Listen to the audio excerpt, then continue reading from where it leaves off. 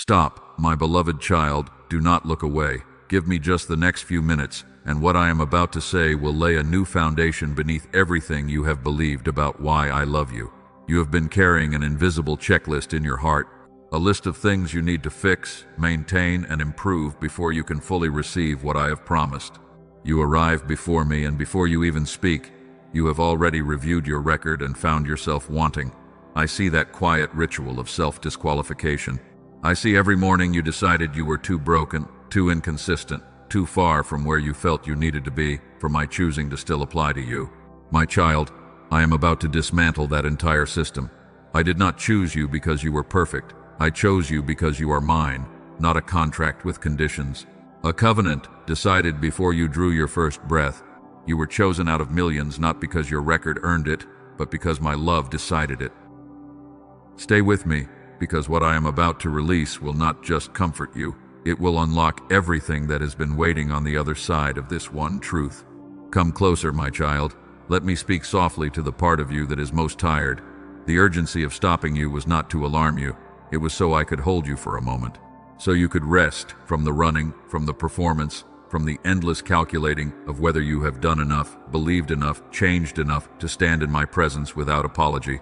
You have been running on a theology that was never mine to give you. Someone, somewhere, taught you that my love was a reward system.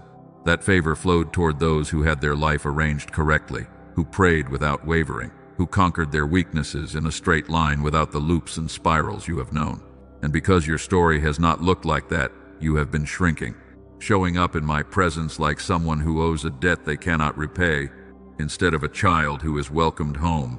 I want to tell you about a man I chose a very long time ago. He was not the strongest in his family. He was not the most experienced. He was not the one his community would have pointed to and said, that is the one who will change everything. When I first found him, he was hiding, threshing wheat in a wine press so the enemy would not see him and take what little remained. He was afraid. He listed all the reasons he was the wrong choice. And yet I appeared to him and said, "Mighty warrior, I am sending you." Not because he had proven himself, not because his fear was gone, because he was mine, and I had already written the end of his story before he lived a single page of it. My child, the one I am sending into what is next for you, is not a version of yourself you have not yet become. It is the one standing right here, the one hiding in the winepress of your own inadequacy. I am not waiting for you to be more ready than you are right now. That is the system I am dismantling today. The belief that my choosing requires something from you first, that I am standing at a distance, watching to see if you will finally get consistent enough to qualify. My child, that is the voice of the enemy, dressed in religious language, and it is not mine. It never has been. I have always operated by a different logic. Not by what I see in your record, but by what I see in your belonging. You were formed in my mind before you were formed in the womb. I wrote your name in a place where failure cannot reach and time cannot erase. And the miracle I am releasing over your life in this message is not something you applied for. It is something I reserved for you before the world began. But there is a reason I am speaking to you about this today, in this specific moment of your life, and it matters that you hear it now. Because I see what this lie has cost you. I see the relationships you have pulled back from because you did not feel worthy of being loved the way you love others. I see the dreams you have held loosely because you were afraid to hold them tightly and then lose them, which would only confirm what the voice has always said. I see the prayers you have offered with one hand while the other hand gripped your doubt. I see you reading words like these and feeling something warm for a moment, and then the moment passes and the old familiar weight returns because you do not yet have a place to put the truth, so it stays. My child, I am building that place in you today, not by giving you a feeling that will fade by morning, by giving you a foundation that does not move when your emotions do. The lie has a very specific shape in your life. It sounds like this: if you were truly chosen, things would look different by now. If you were truly beloved, you would not still be fighting the same battle. If you were truly mine, you would feel it more consistently. And because you do not always feel it, because the evidence of your daily life does not always match the language of blessing, you have quietly concluded that perhaps the choosing applies to other people more than it applies to you. You have been using your circumstances as evidence against my word, but I am telling you today that the choosing is not measured by what you see in the natural. It is measured by what I declared before any of it existed. And what I declared is this: you are mine. Not conditionally, not temporarily, not on the condition that you finally figure out how to stop failing at the thing you have been failing at for years. You are mine because I said so, and I do not take back what I have given. I need you to understand something about what happens when you live under this lie for a long time. It does not just affect your spiritual life, it seeps into everything. It affects the way you receive love from people around you, because a part of you is always waiting for the moment they discover what you believe about yourself, that you are somehow less than what you appear to be. It affects the way you pursue what I have placed in you, because every time you begin to move forward, the voice reminds you of the last time you tried and fell short. And rather than step into the calling with your full weight, you stay light on your feet, half committed, so that if it does not work, you can say you never fully believed it was for you anyway. That strategy has cost you more than you realize, and it has kept more of my provision out of your reach than any enemy attack ever could. My child, I am not speaking to condemn you for that. I am speaking to name it, because what I am about to reveal in this message is going to require you to receive it differently than you have received things before. Not with the half-open hands of someone who suspects it will be taken back, with both hands, with your full weight. Because what I am releasing over you today was not a random act of compassion. This was a deliberate, precise, divine appointment. You were chosen out of millions, not the millions who seem more qualified, not the millions who have cleaner records or louder faith. You, the one who has been quietly telling me that you are not sure you deserve it. That is precisely who I came for today. Do not let this moment slip past you without receiving it fully. Look at me, my child. I want you to notice the feeling in your chest right now as I speak. Not the words, but the feeling beneath them. There is something that rises when you hear that you were chosen. Something that knows before your mind can argue against it. That knowing is not wishful thinking.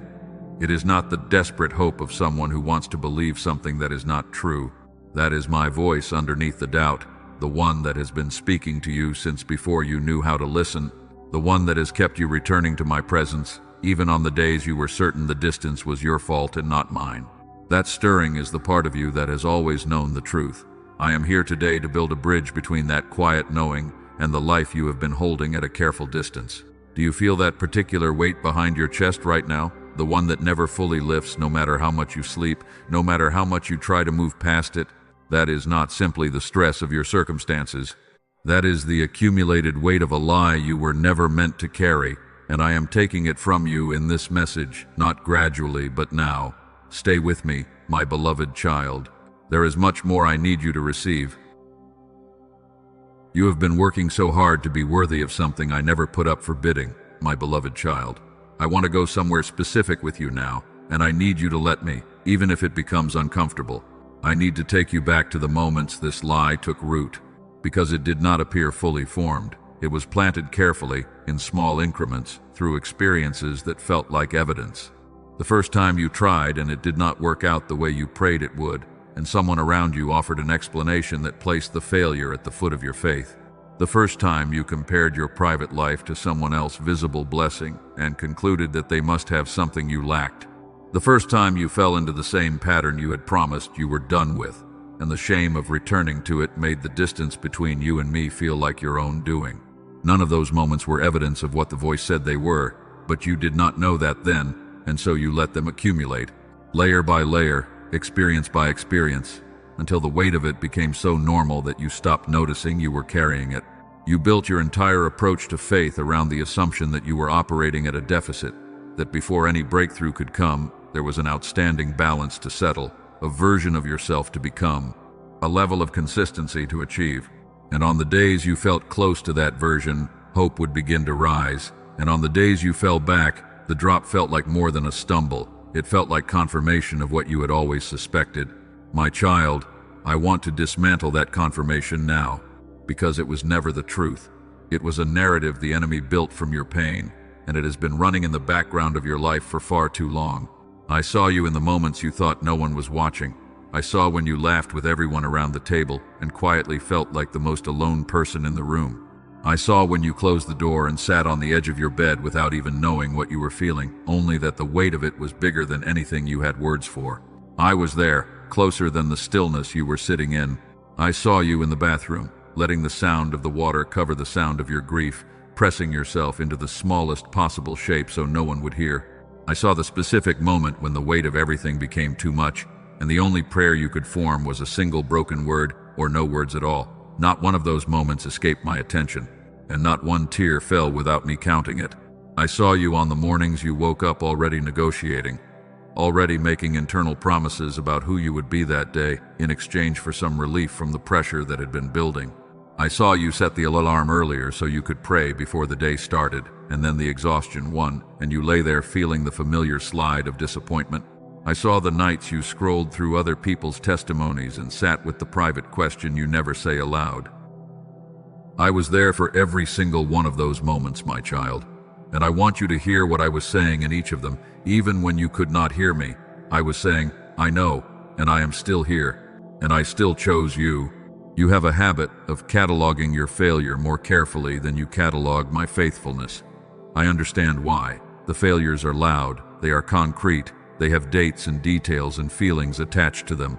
My faithfulness has often been quiet, operating in the background, shielding you from things you never saw, guiding you around traps you never knew were there, closing doors that would have led you somewhere you were not built to survive. You have mistaken my silence for absence and my protection for punishment.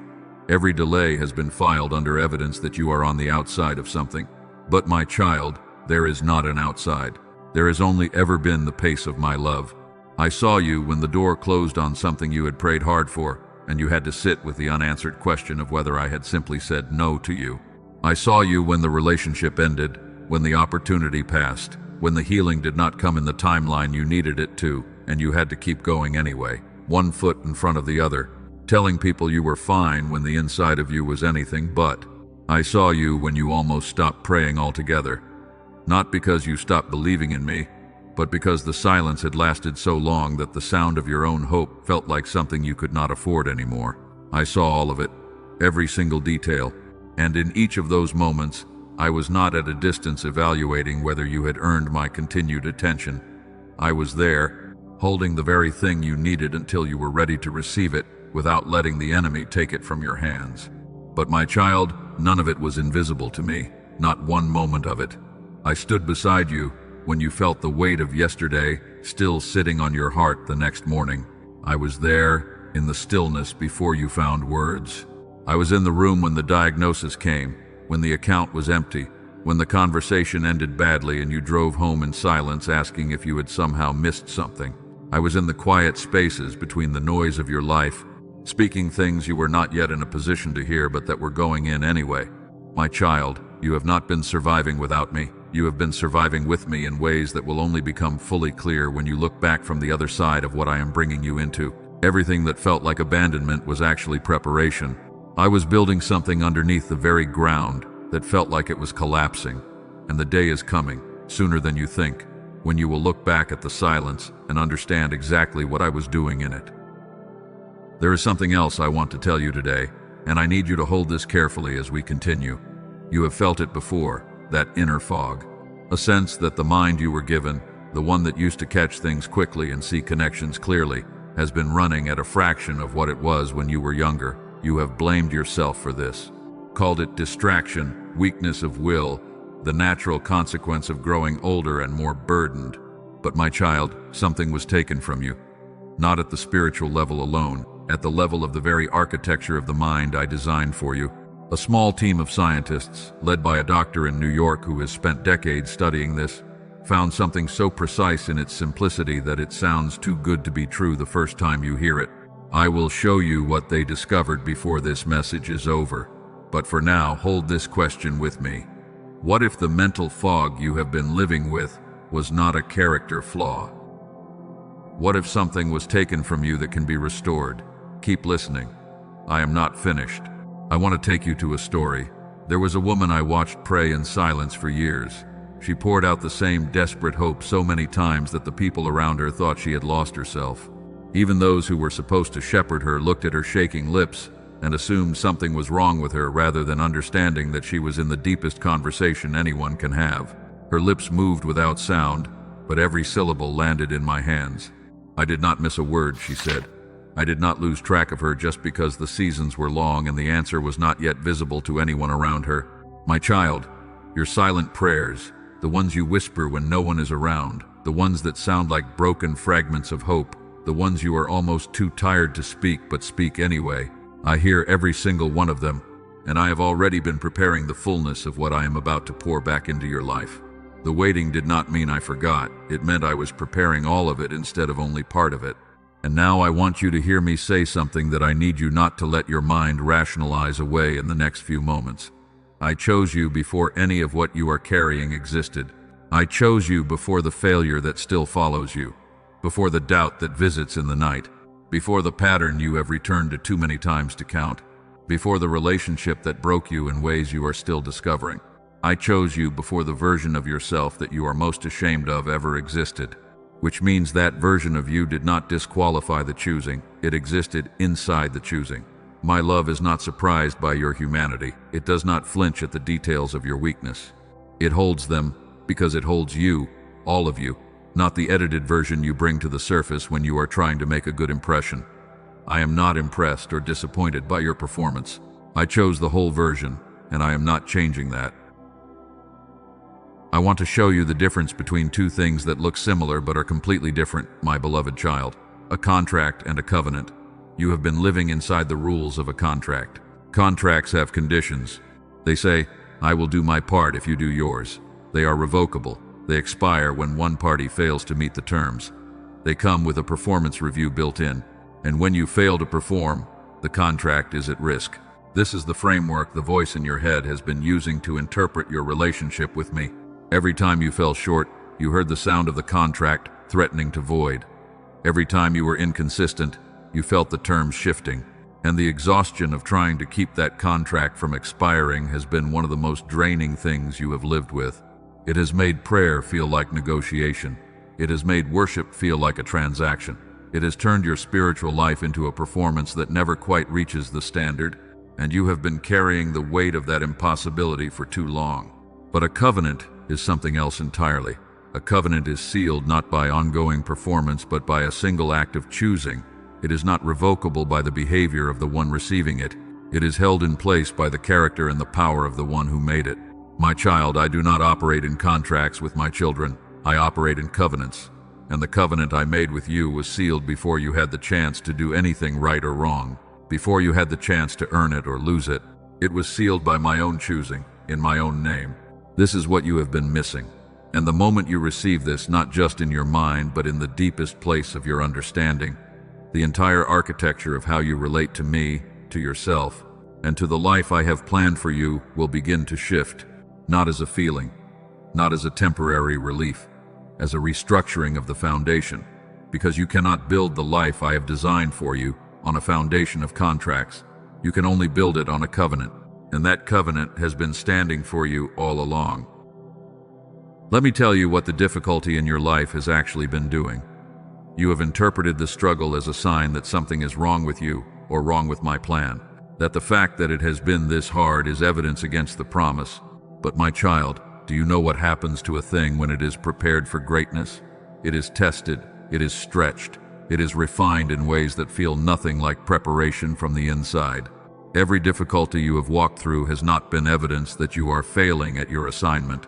It has been the shaping of the vessel that carries it.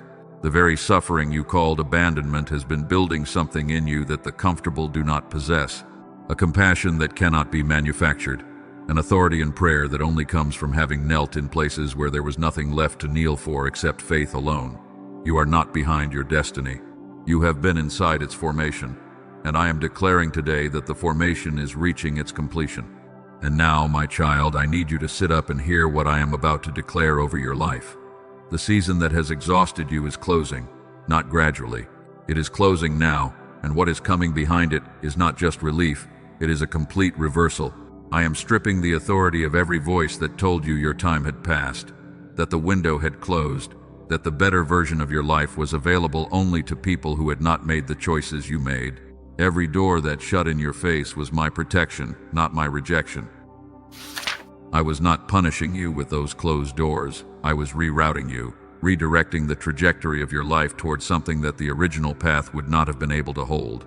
What looks like loss from inside the story looks like precision from where I stand. And I am standing at the end of what I am bringing you into, and I am telling you from there, you are going to look back on this season and understand it in a way that will take your breath away. The delay is over. The rerouting has delivered you. You have arrived. I am declaring over you right now, the pattern ends here. The ceiling your household has been operating under, the lack, the stagnation, the invisible walls that told each generation this is as far as you go, I am breaking its authority over your life in this moment. You are the one I chose to walk out of that pattern. Not because you are the strongest, not because your faith has been the most consistent, because you said yes when no one was watching, and I saw it. I have been waiting for this intersection of your story and mine, and it is happening right now. The waiting season that kept you in the preparation room longer than felt fair is closing its door behind you. You are being released into what was written for you before you ever had the chance to doubt it. You are no longer the one who survives in silence. Something is shifting in you in this very moment that will be visible to everyone around you in the coming weeks. Not because you finally got it together, because I finally released what I was holding. Now let me come back to what I mentioned earlier, my child. The thing about the mind I designed for you, I told you that something was taken. I need you to understand the full weight of what that means.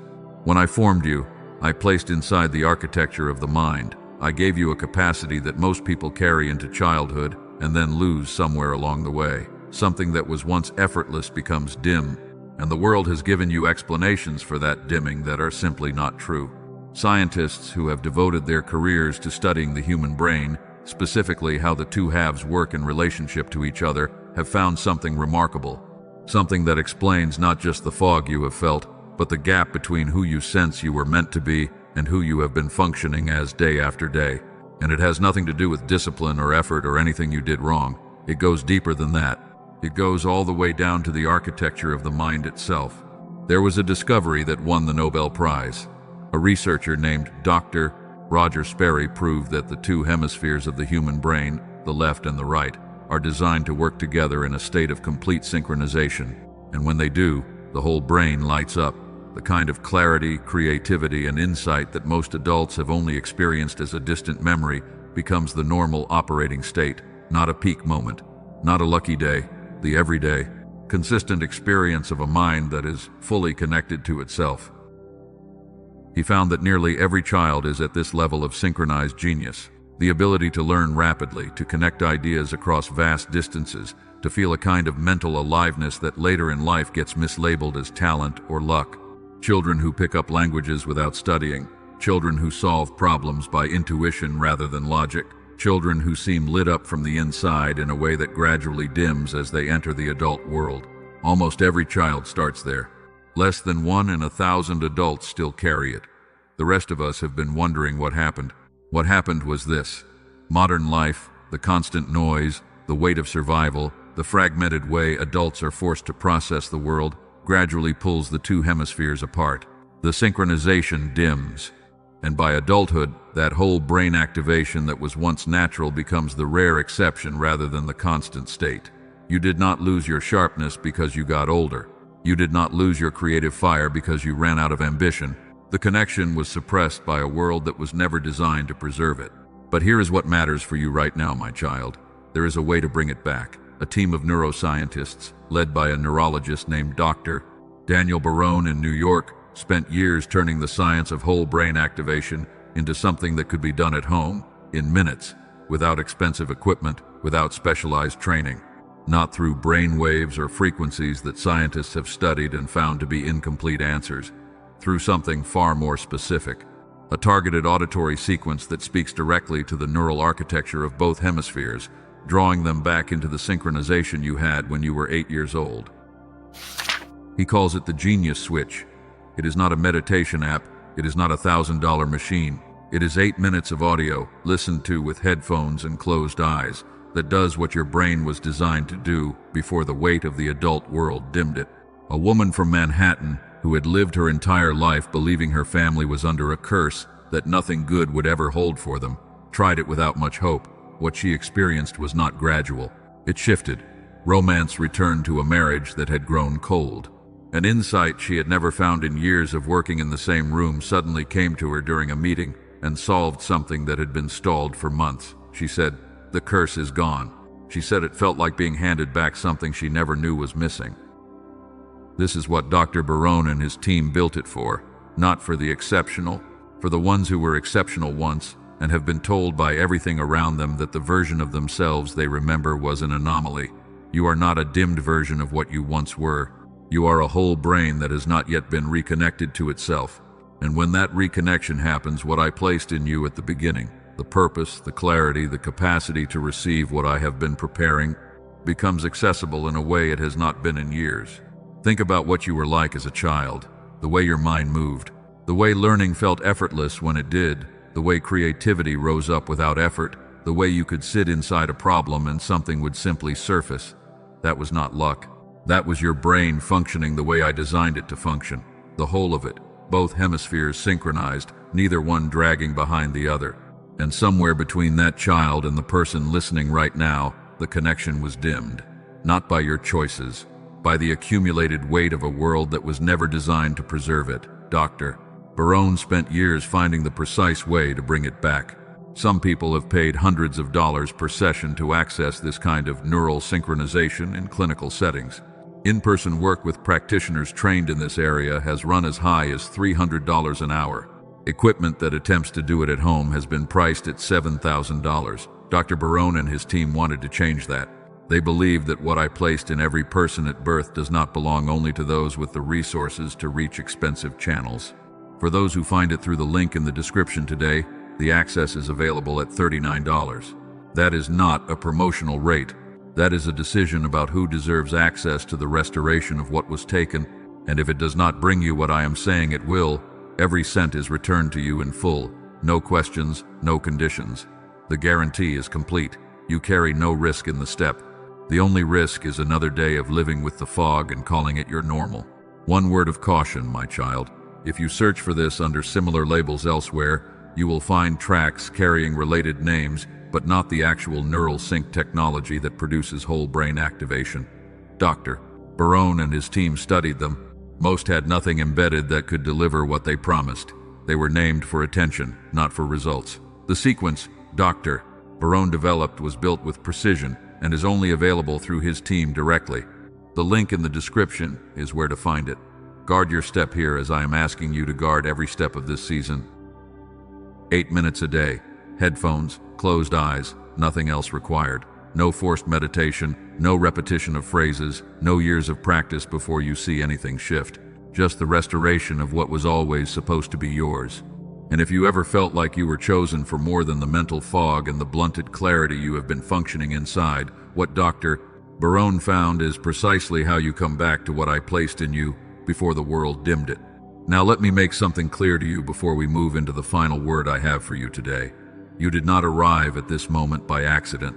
The miracle I placed in the title of this message, the one I said was reserved for you, you are one of millions I chose. Not because you are the most perfect candidate, because you are mine, and I do not leave my own without provision. I am releasing over you today more than words. I am releasing a knowing that is going to be difficult for the voice of your inadequacy to argue against.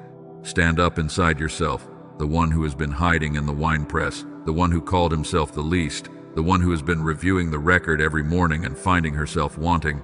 I am calling you mighty. I am calling you chosen. I am calling you mine, not because of what you have done, but because of whose you are. And who you are has not changed with your circumstances. It has not dimmed with your failures. It has been here the whole time, waiting for this moment to be spoken over out loud. Receive it. Do not argue with it. Just receive it. You have arrived at something today, my beloved child, something different from comfort. Comfort fades. What I am handing you right now is a restructuring of the foundation.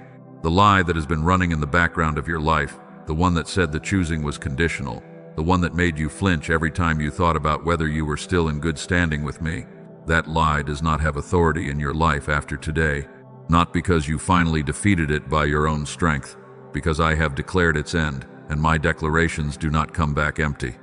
This is what it means to be chosen, not that your life becomes easy, not that the enemy stops speaking, but that the ground you stand on is no longer subject to his arguments. You are not on probation, you are an heir, and heirs do not beg for what has already been signed over to them. They walk into what is theirs and they receive it without apology. That is what I am calling you to do right now. I want you to do something with me in this moment, my child. I want you to breathe, not to perform a spiritual exercise, just breathe.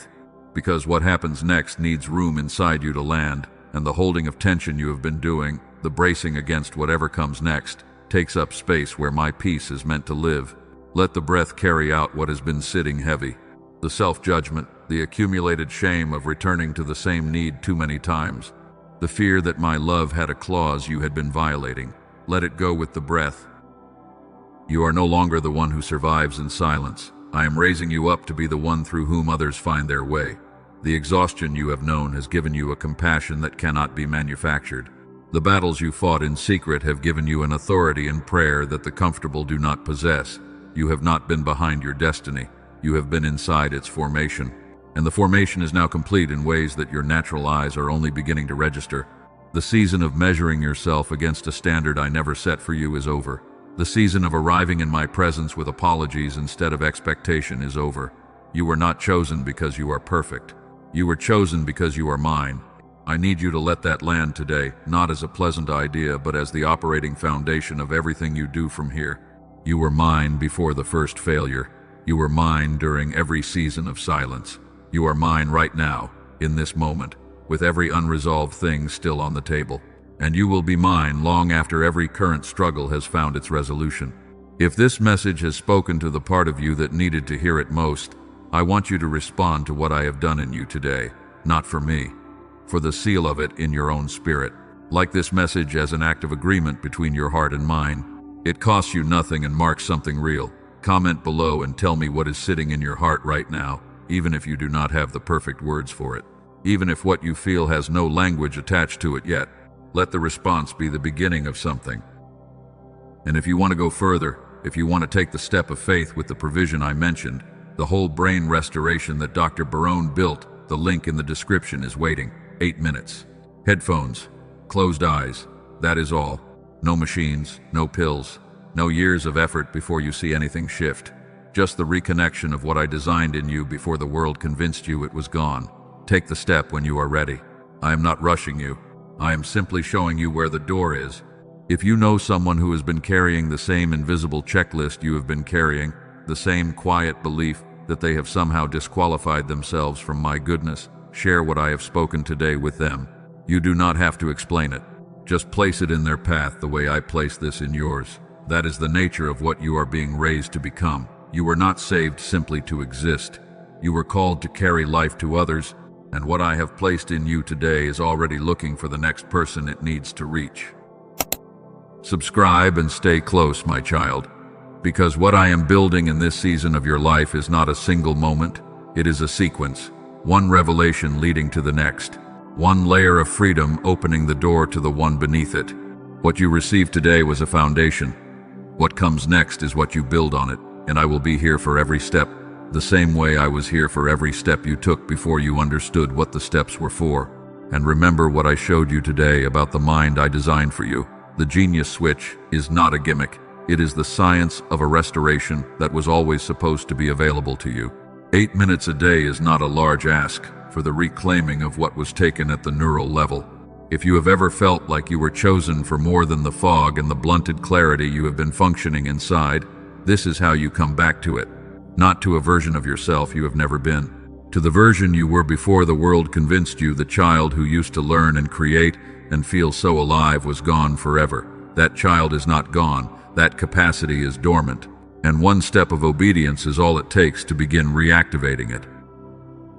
You are going to carry something different out of this hour than you carried into it, my beloved child. I know that because the very fact that you stayed, that you gave me the attention you almost did not give, that you sat with me through the whole weight of what I needed to say to you, tells me something about you that I want to say back to you clearly. The ones who are truly chosen have always had a quality that the crowd does not. A hunger, not a perfect hunger, not a consistent hunger, but a pull that never fully goes away, even when everything in their circumstances is shouting that there is no point. You stayed because something in you could not stop. That something is me. I have been the persistence underneath your returning, the reason you kept showing up even when you were not sure what you were showing up for. I kept your hunger alive because I knew what I had waiting on the other side of it. Do not let the enemy take this from you before you carry it home. There is a window between the moment a truth lands and the moment the noise of ordinary life begins to argue with it. In that window, something is being sealed. Let it happen. Nothing that I have placed in your life will be lost. Not the years, not the prayers, not the patience you extended in seasons when everything in you wanted to give up but did not. Not the faithfulness that looked like stubbornness to everyone watching from the outside. I have been accounting for every single bit of it, and the return on what you have sown in the dark is coming in a season where you will finally have eyes to see it land. This is not a comfort phrase. This is a covenant statement, and a covenant does not expire with your discouragement. You were chosen out of millions. I want you to sit inside that sentence one more time, not to feel elevated above others, but to understand what it means that I do not do things without intention. I do not choose randomly. I do not pass blessings out like a lottery. When I chose you with full knowledge of everything you are and everything you are not. Every corner I had already seen, every failure I had already known, every version of yourself you would eventually become, and every version you would struggle to let go of. I saw all of it, and I chose you in full knowledge of it. Not in spite of the full picture, in full knowledge of it. Because the full picture included a purpose that only someone with exactly your history, your wounds, your particular brand of endurance could carry. I did not make a mistake when I chose you. I made a decision that I have stood behind every single day since, including the days you did not stand behind yourself. Go now, my child, not as you came. Go as the one I declared you to be, the one whose imperfection does not cancel the choosing, the one who was mine before any of this began, and will be mine long after all of it is resolved.